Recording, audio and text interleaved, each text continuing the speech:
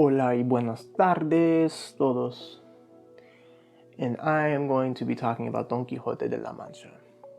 Probably one of the hardest books I've ever read, but probably one of the funniest I've ever read in my life. I am back on this YouTube world. I have returned. I have come. Haha! And welcome to the world of Stephenland, where I tell you more about the books that I am reading and that are currently taking up all my brain space. This is Don Quixote de la Mancha, and I've talked about this book in my last book haul that I had, and I was kind of alluding to the fact that this book is gargantuan, it is massive, it is huge, it is about the size of my head, and yes, it is. And frankly, I have not finished this yet. This is only the first half of the book, and it took me a whole month to read, so you can imagine how long this book really is. Here's just an example of what I have been dealing with for the past month and a half, every single day for about 10 pages a day. And I am on page 400 and, 34, and that is quite a lot. But anyway, I am so glad I took this challenge up to finish this book because it is probably one of my favorite books I have ever read, even with all of that. This is debatably one of the first Western, in the Western sense of the word, novels, modern novels that have ever been written.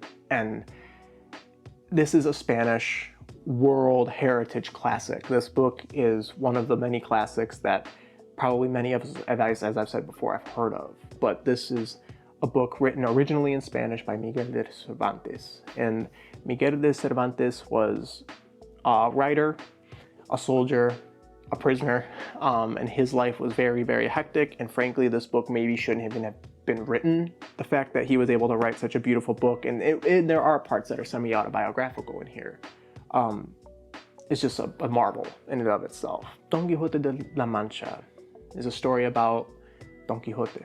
Don Quixote is a landowning man in the middle of Spain who read so many books on knights, dragons, princesses, and all the likes, you know, the stories, right? The shining armor and all that.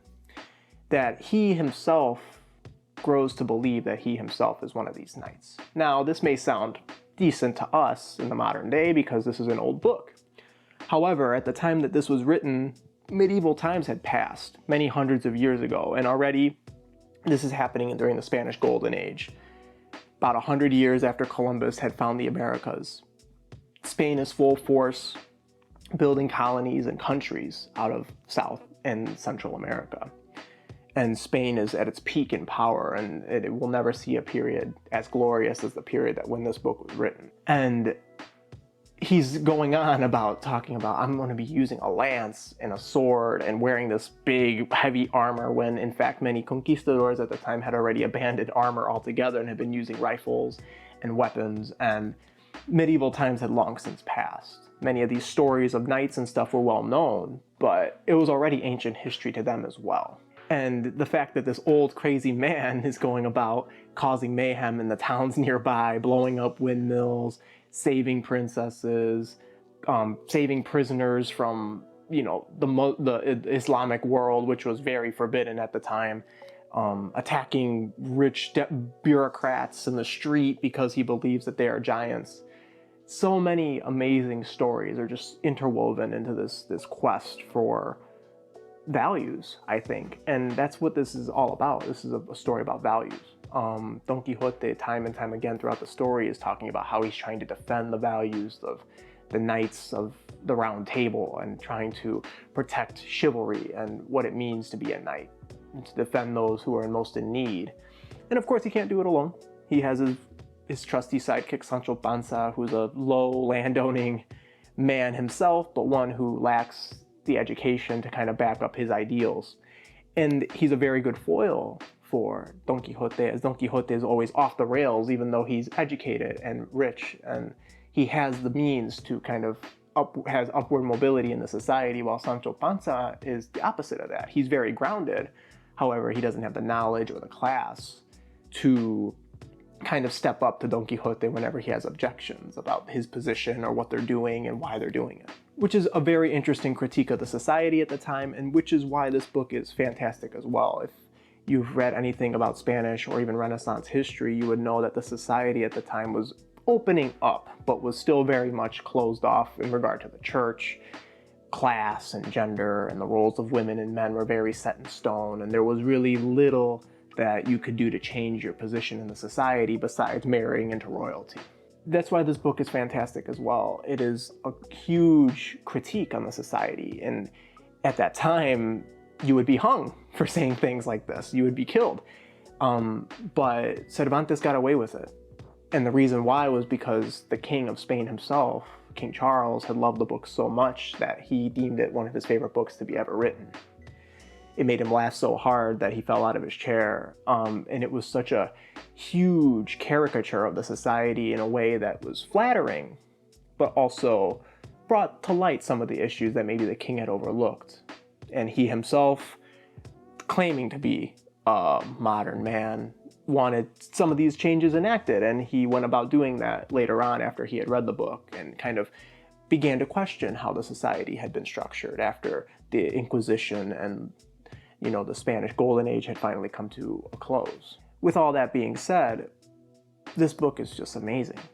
It's beautiful. There's so much history, comedy, humor, but the quests are so grand and the characters are so detailed, and like everything about this book is so well thought out that to miss a single page is to miss years of history and context, and there's just so much going on. I mean, that's why this page looks like this, right? There's just so much information in here just about the way of life and what people were doing and what their morals were and what they believed, and it's just such a beautiful window into like the life of people back in this time. But also it is just presented in such a digestible way. It's not like you're reading a history book, but rather a story much like the ones that Don Quixote had been reading himself. And what this book really brought up in me was just this desire to go gallivanting and adventuring, and really sparked a childlike nature in me to even ask questions of the many things that we come to find so, and it's so whimsical, and there's no other way for me to describe this book but just fun. And even though, yes, it is a drag sometimes to read, and there are just definitely parts where I was winking out a second, but once you get past some of those parts and you really dig in and you commit to it, this book is fantastic. It is gorgeous. And to this day, we still use many of the techniques that Cervantes had used here to write the many stories that we know and love, especially like superhero stories like Batman, and other stories where there is a sidekick and a main character and background characters that they support and aid. This is basically a Renaissance manga. And I know that sounds weird, but this is basically anime. Just in a more old, traditional way with traditional language and storytelling. And I'm still only halfway through and I already feel this strongly about it. And I really hope that, my sort of little synopsis of it and what it is helped maybe convince you to read it, because by God, this has gone straight onto like probably the highest shelf on my bookshelf, and it always will be because this book is fantastic. Now, some of the things that I don't like, again, it is so dense. It shouldn't take you this long to read a book, but that's probably the biggest thing. So some quotes for you. So here is one of the many beautifully written and one of the most well-known passages of the book, just to get an idea of what this book sounds like. The chapter is called "Of the Happy Success of the Valiant Don Quixote and the Dreadful and Inconceivable Adventure of the Windmills, with other incidences worthy to be recorded by the most able historian." In the midst of their conversation, they discovered 30 or 40 windmills, all together on the plain, which the knight no sooner perceived than he said to his squire, "Chance has conducted our affairs even better than we could either wish or hope for. Look there, friend Sancho, and behold 30 or 40 outrageous giants with whom I intend to engage in battle and put every soul of them to death, so that we may begin to enrich ourselves with their spoils, for it is a meretricious warfare and serviceable both to God and man to expurgate such a wicked race from the face of the earth." "What giants do you mean?" said Sancho Panza in amazement. Those you see yonder," replied his master, "with vast extended arms, some of which are 2 leagues long." "I would your worship would take notice," replied Sancho, "that those you see yonder are no giants, but windmills, and what seems arms to you are sails, which, being turned with the wind, makes the millstone work."